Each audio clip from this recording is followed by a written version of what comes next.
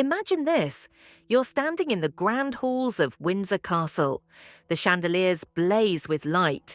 Centuries of history press in from every direction, and the world's cameras are waiting outside. It is May 19th, 2018, the day of Prince Harry and Meghan Markle's wedding.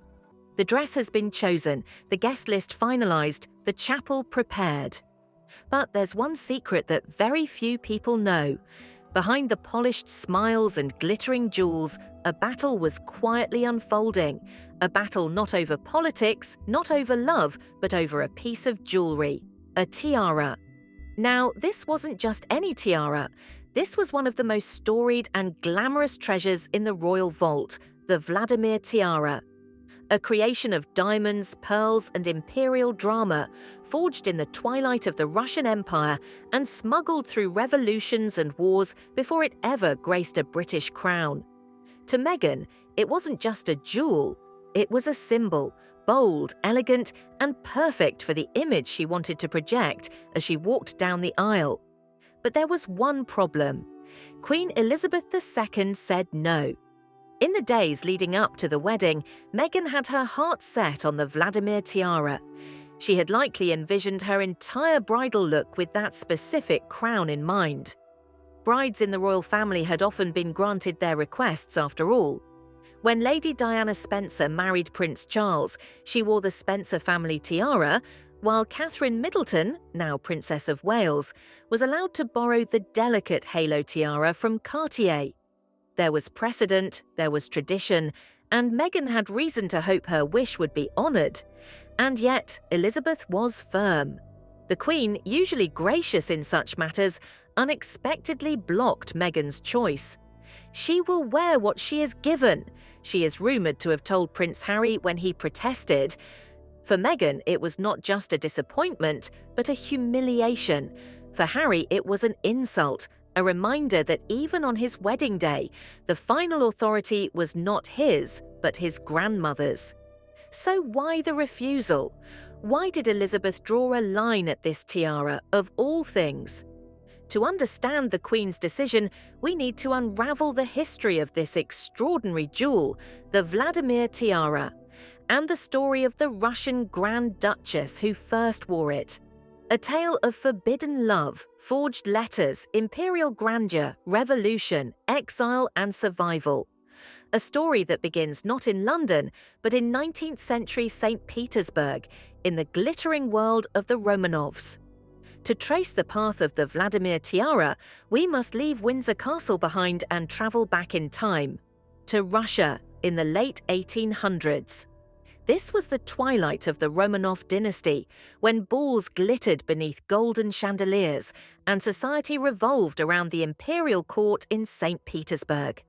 The man at the heart of our story was Grand Duke Vladimir Alexandrovich, the third son of Tsar Alexander II. Unlike his stern elder brother, the future Tsar Alexander III, Vladimir was gentle, charming, and more inclined toward art and literature than to politics or military affairs. He was not a warrior nor a statesman, he was a romantic. And like many romantics, he was destined to be caught in intrigue. Vladimir's bride-to-be was Princess Marie of Mecklenburg-Schwerin, a young German noblewoman of striking beauty and undeniable charm. Later, upon converting to Orthodoxy, she would take the name Maria Pavlovna. But before their marriage, their love story was almost derailed. Not by politics, not by war, but by a letter. The story goes like this. Vladimir had dutifully followed his father to Schwerin, where Alexander II presented him with Marie as a suitable match. To his surprise, Vladimir found that he actually liked her. The engagement was agreed upon, and the young Grand Duke returned to Russia, full of hope. But soon after, he received a letter, one that shook him to the core. The letter was allegedly from Marie's aunt, who had raised her. It claimed that Marie was secretly in love with a commoner, a man from her father's household, and that she was heartbroken at the thought of marrying Vladimir. The writer begged the Grand Duke to release the girl from her engagement to spare her from misery. For the mild-mannered Vladimir, the effect was devastating. He was heartbroken, humiliated, and furious.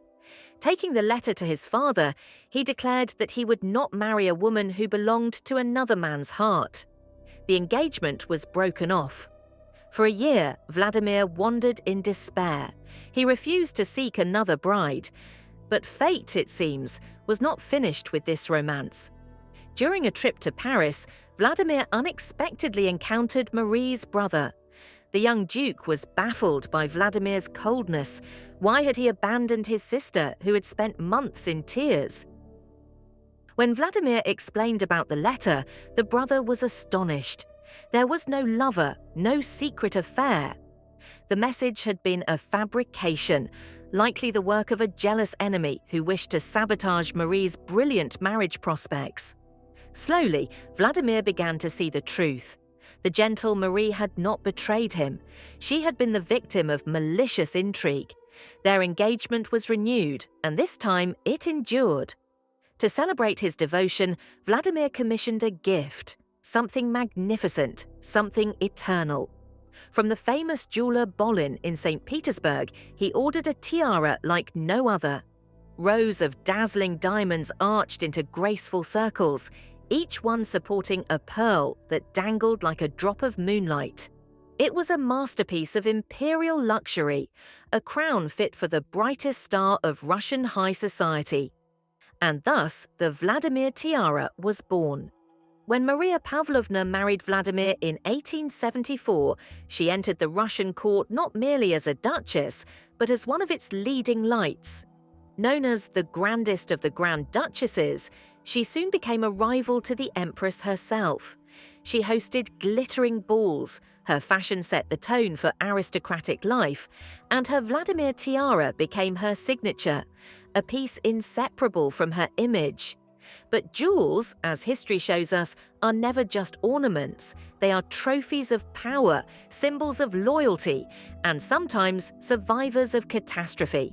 And catastrophe was coming. The years of grandeur in St. Petersburg could not last forever. By the early 20th century, the Russian Empire trembled on the edge of collapse.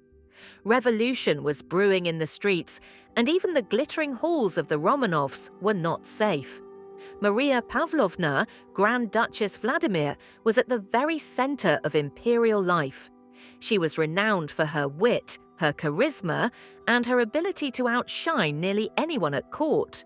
Her Vladimir tiara, glittering with its swinging pearls, had become a symbol of her presence. Whenever she appeared, she wore it like a crown of power. But in 1917, the revolution came. The Romanov dynasty fell. Nicholas II, the last Tsar, abdicated, and the Bolsheviks seized power.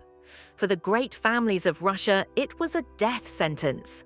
Many Romanovs were imprisoned, exiled, or executed. The jewels that once sparkled under ballroom chandeliers were now at risk of being stolen, sold, or destroyed. Maria Pavlovna, by then an aging widow, was trapped in Petrograd. Her beloved Vladimir had died years before, but she remained defiant, even as chaos raged around her. Her palace was confiscated, her family scattered. And yet, she had one weapon left, her jewels. The Grand Duchess hatched a daring plan. She entrusted her priceless collection, including the Vladimir tiara, to a loyal British officer. Piece by piece, under the noses of the Bolsheviks, the jewels were smuggled out of Russia. The tiara that had once graced imperial balls was hidden in plain sight, spirited away to safety in London.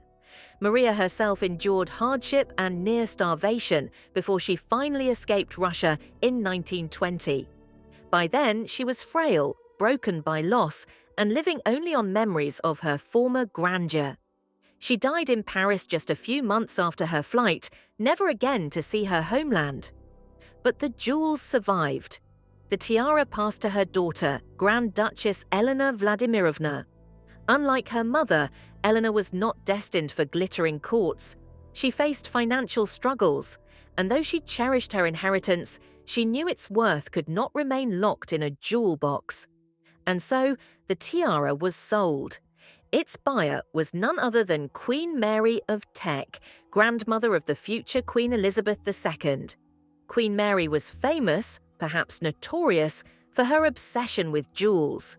She collected, reworked, and redesigned the great treasures that came into her possession. To her, they were not just ornaments, but living pieces of history that could be adapted for new generations. When Queen Mary acquired the Vladimir tiara, she could not resist altering it. Originally, it had only pearl drops suspended within its diamond loops. Mary had a second set of pendants made, emeralds of extraordinary richness, taken from another dismantled tiara. With a simple adjustment, the Vladimir could transform, pearls for one occasion, emeralds for another. It became not just a treasure, but a chameleon. By the time the tiara passed to her granddaughter, Queen Elizabeth II, it was already one of the most iconic pieces in the royal vault. Elizabeth wore it often, especially in her middle years. The pearls or emeralds swinging gently with her every movement became part of her regal silhouette. And this is why Meghan Markle could not have it. The Vladimir tiara was not just a jewel, it was Elizabeth's tiara. A crown she had worn at state dinners, on diplomatic visits, on nights when the fate of nations was discussed under crystal chandeliers. To see it on a new member of the family, an actress from America marrying into the House of Windsor, might have felt like a step too far. And so, when Meghan asked for it, the Queen's answer was simple, unyielding: no. To understand why Meghan Markle didn't get the Vladimir tiara, we have to look at Queen Elizabeth II's philosophy when it came to royal weddings. She wasn't just a queen, she was a curator of image, tradition, and taste. And for her, a tiara was never merely a piece of jewelry. It was a symbol of history, of lineage, and of status. In the British royal family, a wedding tiara is meant to complement, not overshadow, the bride. Elizabeth had watched countless weddings in her long life. She had seen brides stumble under the weight of glittering jewels or have their beauty diluted by pieces that didn't fit the occasion. She knew exactly which tiaras could harmonize with the solemnity of a royal ceremony and which might dominate it. That's why, historically, brides of her family often wore simpler, more restrained tiaras. Take Catherine Middleton, for example. When she married Prince William in 2011, she wore the halo tiara by Cartier. Elegant, sparkling, yet understated. It framed her face beautifully, but it did not scream for attention. Camilla Parker Bowles, on the other hand, had chosen not to wear a tiara at all when she married Charles. Another example of restraint. Elizabeth's thinking was clear. A bride should radiate her gown, her poise, her personality. These were the central elements of her wedding. The tiara, however precious, should be a quiet note in the overall composition, not the overture. And the Vladimir tiara, in all its imperial drama, was far from quiet. It carried centuries of history, Russian courts, Romanov intrigue, exiled royalty, and jewels that had survived revolution and exile. To Elizabeth, letting a new member of the family wear it on her wedding day might have risked overshadowing not only the bride's gown, but also the gravitas of the monarchy itself. There was also the subtle matter of provenance. The Vladimir tiara had originally belonged to the Romanovs, foreign royalty, with a dramatic and often tragic story attached. While it had been adopted and adapted by Queen Mary of Teck, its foreign origins may have made Elizabeth hesitant to loan it to a bride stepping into the British monarchy. In her eyes, it was a piece with history, but not necessarily one to symbolize a new union in her own family. So what happened instead? Elizabeth chose a different tiara, one deeply British, steeped in her own family's lineage. The tiara of Queen Mary of Teck's ancestor, Queen Mary's grandmother, Maria Teck. The Maria Teck tiara was elegant, balanced, and perfectly matched to Meghan's wedding gown. Its style, strict and classical, harmonized with Meghan's modern yet traditional look. It was exquisite, but restrained, carrying the subtlety and authority Elizabeth believed a royal wedding demanded. For Meghan, it must have been a shock. She had envisioned herself wearing the Vladimir tiara, the imperial masterpiece, a piece of history that seemed to speak to grandeur, drama, and glamour. To be denied, and to be told to wear a lesser piece, may have stung deeply. For Harry, it was almost an insult. The tiara symbolized a certain continuity, and the refusal was a reminder of the hierarchy he was still navigating within his own family. And yet, Meghan walked down the aisle with grace, poise, and a tiara that, to the world, was breathtaking. The story of what could have been, of imperial Russian drama on a modern English wedding day, remained mostly hidden, a whisper behind the cameras and the flowers. But the intrigue of royal jewels doesn't end here. Behind every tiara, every diamond, and every pearl, there's a story of politics, passion, exile, and authority. And the Vladimir tiara, still gleaming quietly in the royal vault, remains one of the most fascinating pieces of this hidden royal history. While the world marveled at Meghan Markle's tiara on her wedding day, few knew the full story of the jewel she almost wore, the Vladimir tiara. Its journey from Russian palaces to Windsor Castle is a saga of reinvention, power, and meticulous taste. When Queen Mary of Teck acquired the tiara from Grand Duchess Elena Vladimirovna, she did more than preserve it, she transformed it. Originally, the tiara's loops were adorned with pearls, each hanging delicately from the diamond framework, swinging like raindrops of light. Elegant, yes, but Mary's vision demanded versatility. She commissioned a second set of pendants, this time crafted from vivid emeralds, allowing the tiara to take on an entirely new personality depending on the occasion. Imagine it, the same tiara could become understated elegance with pearls for a daytime event, or a striking jewel-toned masterpiece with emeralds for a gala. Mary's ingenuity turned it into a jewel of dual identities, an adaptable treasure that reflected her own understanding of style, tradition, and authority. By the time it passed to Elizabeth II, the tiara was no longer merely Russian. It had become a symbol of continuity and power within the British monarchy. Elizabeth wore it often, especially for diplomatic receptions and state events. The pearls or emeralds swinging with each nod, each turn of her head, became part of her public image. Dignified, composed, and impossibly elegant. So when Meghan asked to borrow it for her wedding, the tiara represented far more than beauty. It symbolized centuries of history, both Russian and British, a tangible connection to monarchs who had ruled in dramatically different times and under dramatically different circumstances. For Elizabeth, allowing it to be worn by a new bride, a woman born outside the royal family and outside Britain, might have felt like a breach of its symbolic weight. Instead, Elizabeth lent Meghan the Maria Teck tiara, a piece less fraught with political and historical resonance, but still deeply tied to the family line. Its classical elegance perfectly complemented Meghan's gown, designed to fuse tradition and modernity. Yet, for those aware of the backstory, the substitution carried an unspoken drama. The tiara Meghan wore was a subtle assertion of the Queen's authority, a quiet reminder that while love might cross borders, history and hierarchy could not be rewritten. Even today, the Vladimir tiara remains locked away, a silent witness to empires lost, families displaced, and power preserved. In some ways, it mirrors Meghan and Harry's own journey into the British royal family, dazzling, complex, and touched by old rules that are sometimes impossible to bend. It is fascinating to imagine, if Meghan had worn it, how different would the wedding have felt? Would history have remembered her walk down the aisle not just as a fairy tale moment, but as the bride who dared to carry Russian imperial drama into Windsor Chapel?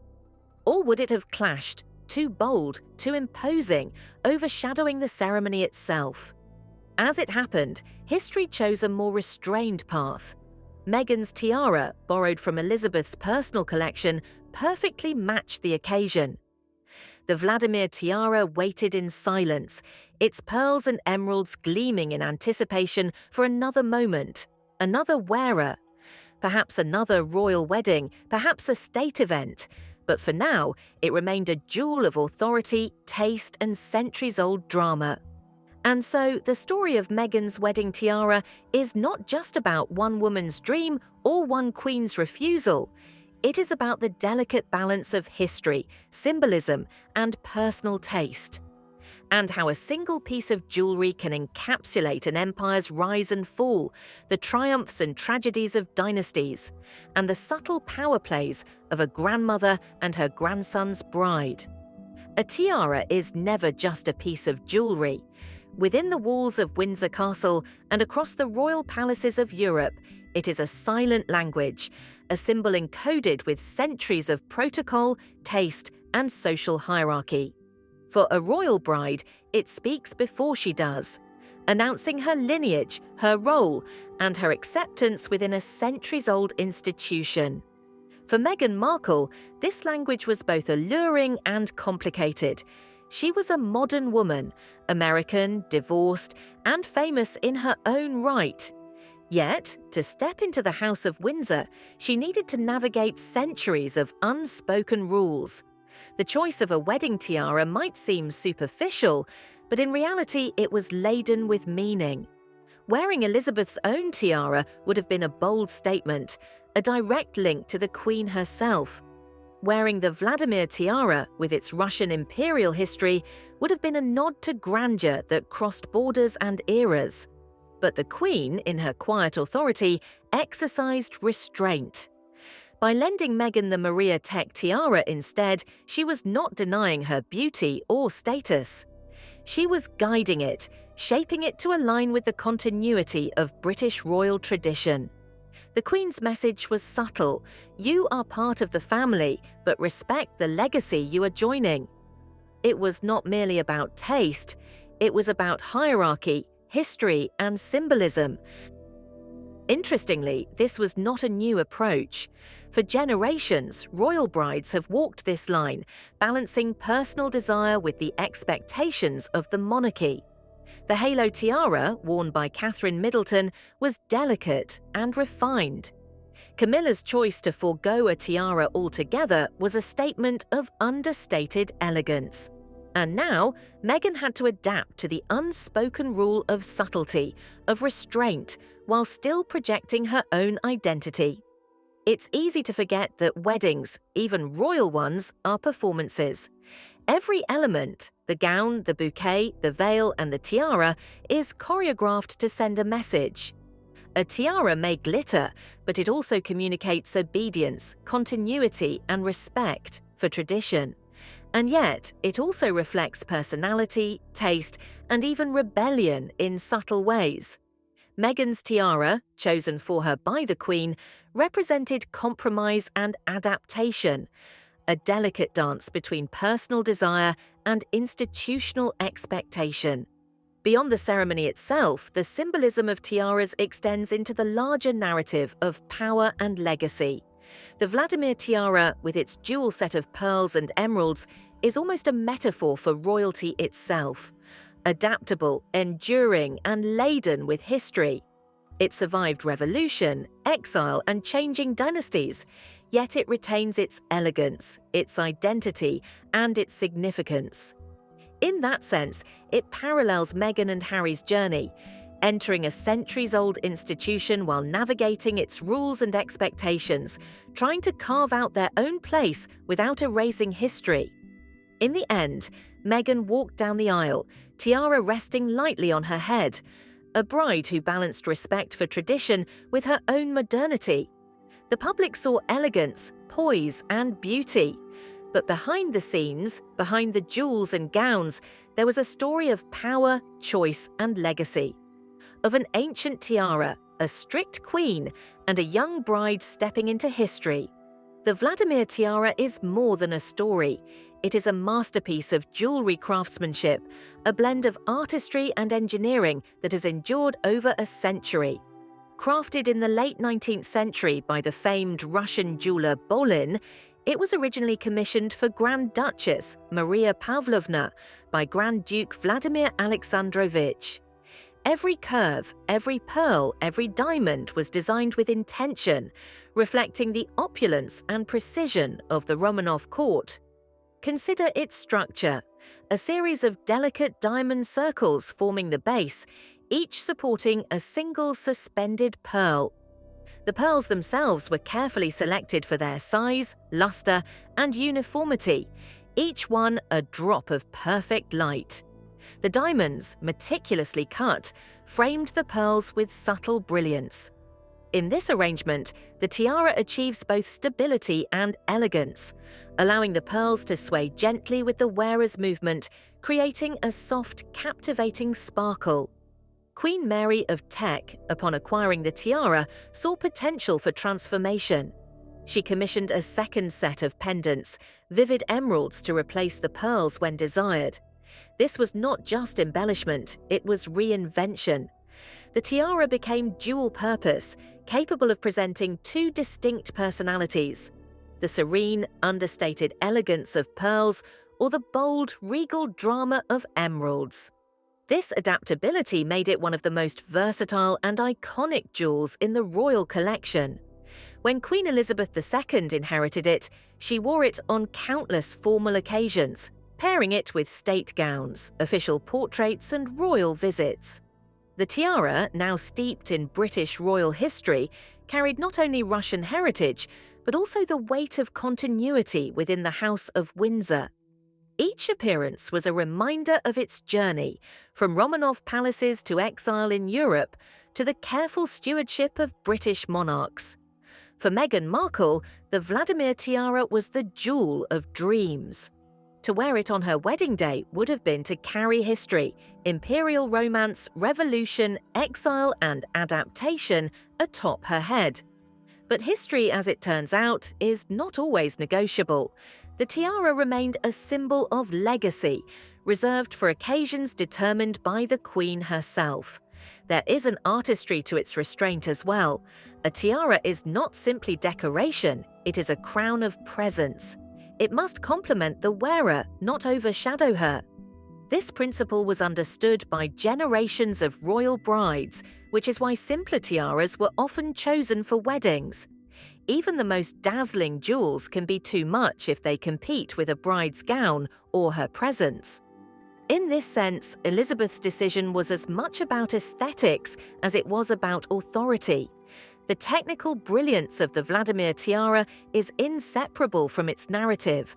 It survived upheavals and adapted to new eras without losing its elegance. In the way it can transform from pearls to emeralds, it mirrors the adaptability required of those who wear it. For Meghan, the lesson was subtle yet profound. The crown may be offered, but how you wear it, and when, is always shaped by history and tradition. And so, even though Meghan never wore it down the aisle, the story of the Vladimir tiara remains a testament to the power of jewels, the weight of legacy, and the quiet authority of a monarch who understands both. Royal weddings are never just weddings. They are a dance between personal desire and centuries of protocol, a stage where love, tradition, and authority intersect. For Meghan Markle and Prince Harry, this dance was both exhilarating and fraught with tension. The tiara controversy, subtle though it may seem, illustrates this perfectly. When Meghan first imagined walking down the aisle wearing the Vladimir tiara, she wasn't merely thinking about sparkle or status.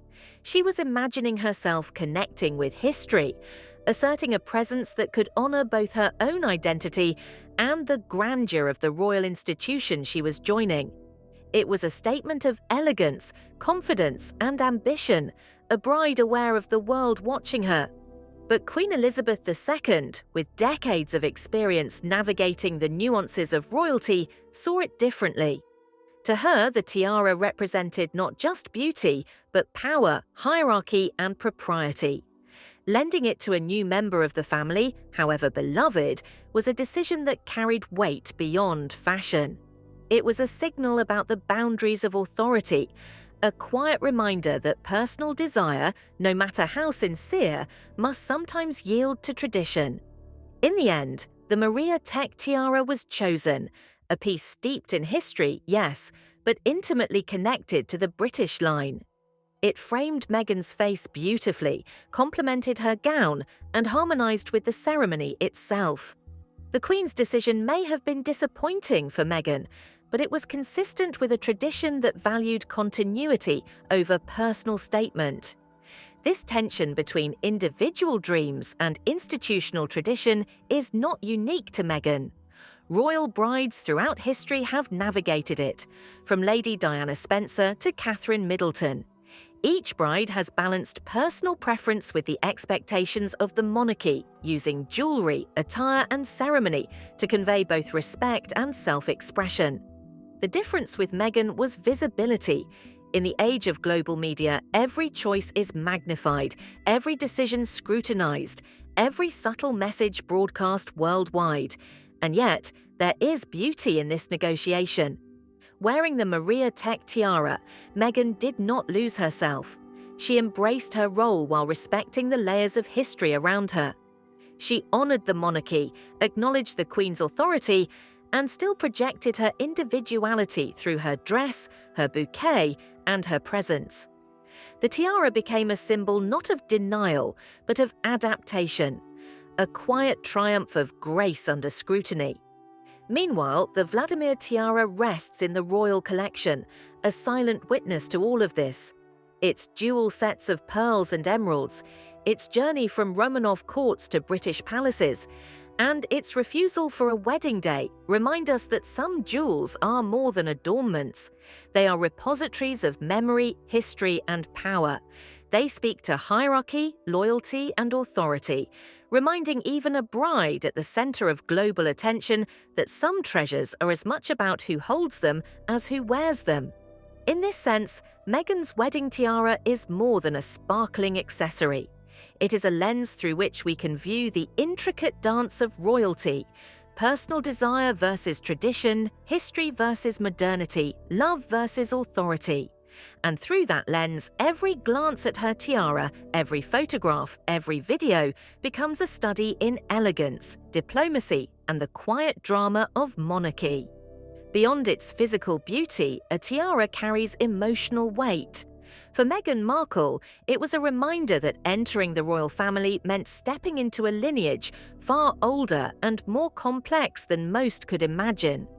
The royaljewelry tiara she wore may not have been the Vladimir tiara she dreamed of, but it represented continuity, acceptance, and the quiet authority of a grandmother guiding a new generation. For Prince Harry, the decision was personal as well as symbolic. He understood his grandmother's perspective, the importance of hierarchy and history. Yet he also saw the disappointment in Meghan's eyes. The refusal of the Vladimir tiara became a subtle clash between tradition and the desires of the modern couple, a moment when centuries of royal protocol intersected with personal dreams. It was a reminder that even in love, the monarchy operates within its own set of rules. Yet there is poetry in this compromise. Meghan did not simply acquiesce, she transformed the tiara into her own statement. Its classic lines accentuated her gown, its delicate swing mirrored her elegance, and its understated beauty allowed her personality to shine. In a way, it became a metaphor for her journey, adapting, integrating, and finding one's place while respecting the structures that surround you. And then there is the story behind the Vladimir tiara itself. Its origins in the Russian Empire, commissioned by Grand Duke Vladimir Alexandrovich for Maria Pavlovna, reflect a world of opulence, intrigue, and dramatic romance. The letter that almost prevented their marriage, the exile after revolution, the adaptation by Queen Mary, and finally its passage into the British royal vault. All of this history converges in a single piece of jewelry.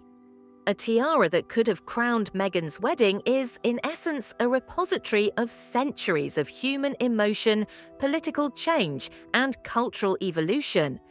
In another reality, Meghan walking down the aisle in the Vladimir tiara would have added layers of drama and connection to that story. The whispers of Russian courts, the echoes of revolutions, and the resilience of exiled royalty would have accompanied her steps. Instead, the choice of the Maria Tech tiara aligned her with British continuity, symbolizing respect for tradition and a bridge between past and present. For the public, it was a sparkling ornament. For historians, it was a living artifact of dynastic strategy, taste, and adaptation. For Meghan and Harry, it was both a gift and a lesson, a reminder that navigating the monarchy requires grace, patience, and awareness of the stories carried by those who came before.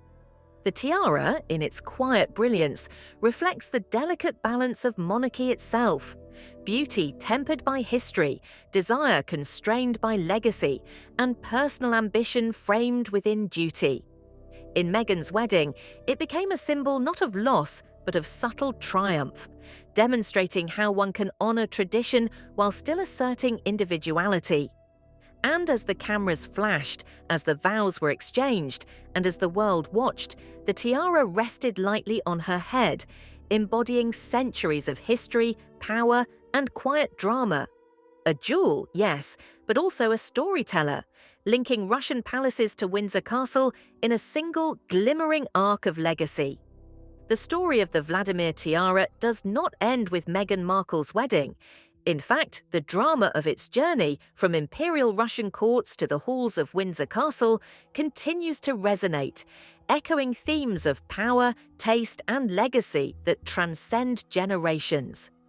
Every time it is worn by a member of the royal family, it carries with it the weight of centuries, of the ambitions of Grand Duke Vladimir, the charm of Maria Pavlovna, the trials of exile, and the careful stewardship of Queen Mary and Queen Elizabeth II. For historians and jewelry enthusiasts, it is a living artifact. For Meghan and Harry, and indeed for any royal bride, it is a reminder of the intersection between personal desire and inherited authority. The tiara encapsulates a lesson that is as much about humility and adaptation as it is about beauty. To wear it is to acknowledge that one is stepping into a narrative far greater than oneself, a story of dynasties, survival, and continuity. Consider the duality embedded in its design: pearls for understated elegance, emeralds for bold statement. This flexibility mirrors the delicate negotiation required of anyone joining a royal family. One must balance deference with personality, tradition with modernity. Meghan's own wedding, captured in photographs and memory, exemplifies that balance. The tiara she actually wore, though not the one she had dreamed of, achieved harmony between her individuality and the expectations of centuries of monarchy. At the same time, the story of the Vladimir tiara invites reflection on power itself. Jewelry in royal circles has always been more than ornamentation. It is a language of authority, a tool of diplomacy, and a symbol of continuity. A queen may deny a request for a tiara not out of malice, but out of the understanding that some objects carry symbolic weight too great to be lightly entrusted. In this sense, Elizabeth's decision was not just a denial, it was an affirmation of her understanding of history and responsibility. And yet, there is also human emotion woven into this tale. Meghan's disappointment, Harry's frustration, the quiet triumph of compromise. The tiara reminds us that even in institutions defined by hierarchy, human stories of desire, disappointment, and adaptation persist. The jewels do not speak aloud, but their presence tells a story as vivid and intricate as any wedding drama. As the years pass, the Vladimir tiara will continue to reside in the royal collection, waiting silently for the next moment when it may crown a bride, grace a gala, or be admired in a portrait. Its journey from Russian palaces to exile, to British monarchy, and finally to Meghan's wedding, or rather just outside the realm of her grasp, serves as a testament to the endurance of history, taste, and power. In the end, the tiara teaches a subtle truth. Beauty and legacy often travel together, but they are not always available to those who desire them most. Sometimes the most striking treasures are also the most carefully guarded. And sometimes the quiet compromise, the understated elegance chosen over imperial drama, reveals as much about grace, adaptation, and personal strength as any jewel ever could. Meghan walked down the aisle, tiara resting lightly on her head, her gaze forward, her presence radiant. The world saw a perfect bride. Those who knew the story of letters, exiles, empires, and decisions made by a monarch saw something more. The delicate negotiation between history and modernity, authority and individuality, dreams deferred and dignity preserved. And in that quiet, glimmering crown, centuries of human drama found their place, resting lightly but unmistakably at the center of a single, unforgettable moment.